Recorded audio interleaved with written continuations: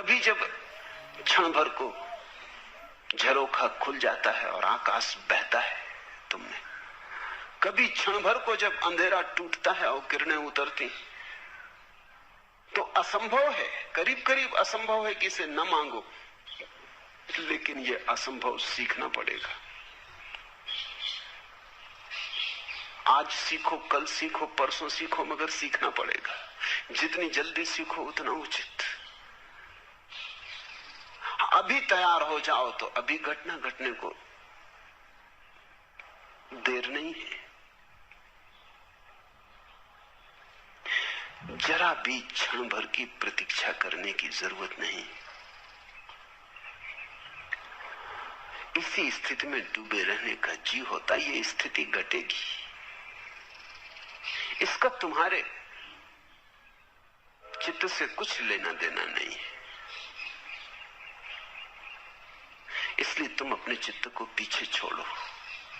वो जब बीच बीच में आए तब उसे बार बार कह दो कि क्षमा करो, बहुत हुआ, काफी हुआ, संसार खराब किया, परमात्मा तो खराब मत करो। जीवन के सारे सुख विकृत कर डाले, अब ये अंतरतम के सुख आ रहे हैं, इन्हें तो विकृत मत करो। सजग रह के मन को नमस्कार कर लो, विदा दे दो। धीरे धीरे धीरे धीरे ऐसी घड़ी आने लगेंगी, तुम्हारे अनुभव से ही आएंगी। जब मन नहीं होगा तत्क्षण फिर वही झरोका खुलता है, फिर बहती रसधार, फिर उतरता प्रकाश, फिर तुम आलोकित, फिर तुम मग्न, फिर तुम अमृत में डूबे। जब ऐसा बार बार होगा तो बात साफ हो जाएगी। तो फिर मन से तुम अपने को दूर रखने में कुशल हो जाओगे। जब घटे तब घट जाने देना, जब न घटे तब शांति से प्रतीक्षा करते रहना। आएगा, जो एक बार आया है बार बार आएगा। तुम भर मत मांगना, तुम भर बीच में मत आना, तुम भर बाधा मत देना।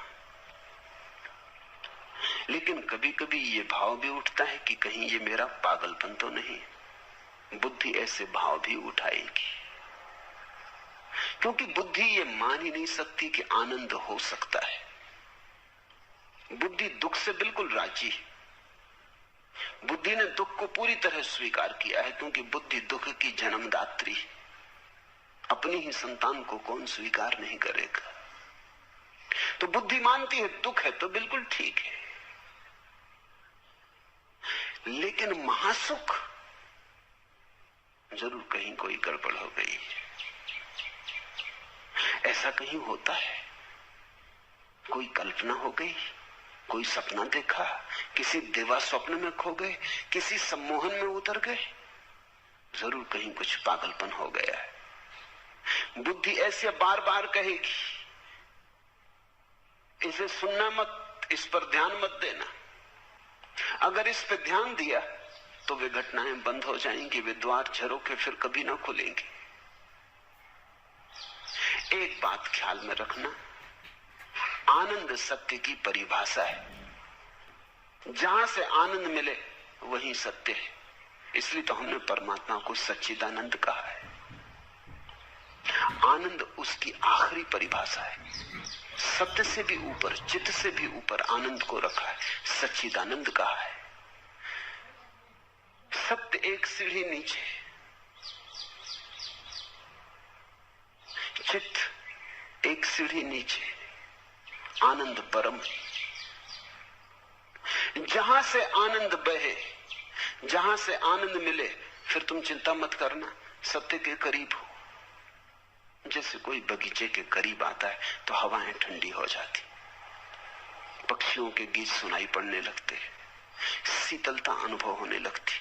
तो बगीचा दिखाई भी ना पड़े तो भी अनुभव में आने लगता है कि राह ठीक है, बगीचे की तरफ पहुंच रहे हैं। ऐसे ही जैसे ही तुम सत्य की तरफ पहुंचने लगते हो, आनंद झरता है, शीतल होने लगता मन, संतुलन आने लगता, सहिष्णुता बढ़ती है, सुख बढ़ता है। एक उमंग घेरे रहती अकारण, कोई कारण भी दिखाई नहीं पड़ता, न कोई लॉटरी मिली है, न कोई धंधे में बड़ा लाभ हुआ है, न कोई बड़ा पद मिला है। ऐसा भी हो सकता था, पद था वो भी गया, हाथ में जो था वो भी खो गया, धंधा भी डूब गया, लेकिन अकारण एक उमंग है कि भीतर कोई नाचे जा रहा है कि रुकता ही नहीं। तो बुद्धि कहेगी कहीं पागल तो नहीं हो गए। ये तो पागलों के लक्षण है। ये बड़ी अजीब दुनिया है, यहां सिर्फ पागल ही प्रसन्न दिखाई पड़ते। इसलिए बुद्धि कहती पागल हो गए होगे, क्योंकि यहां पागलों के सिवा किसी को प्रसन्न देखा है। यहां हजार कारण होते तब भी आदमी प्रसन्न नहीं होता। बड़ा महल हो, धन हो, संपत्ति हो, सुख सुविधा हो, तब भी आदमी प्रसन्न नहीं होता। ये दुनिया दुखी लोगों की दुनिया है, मगर दुखी लोगों की भीड़ है। यहां अगर तुम हंसने लगो अकारण तो लोग कहेंगे पागल हो गए।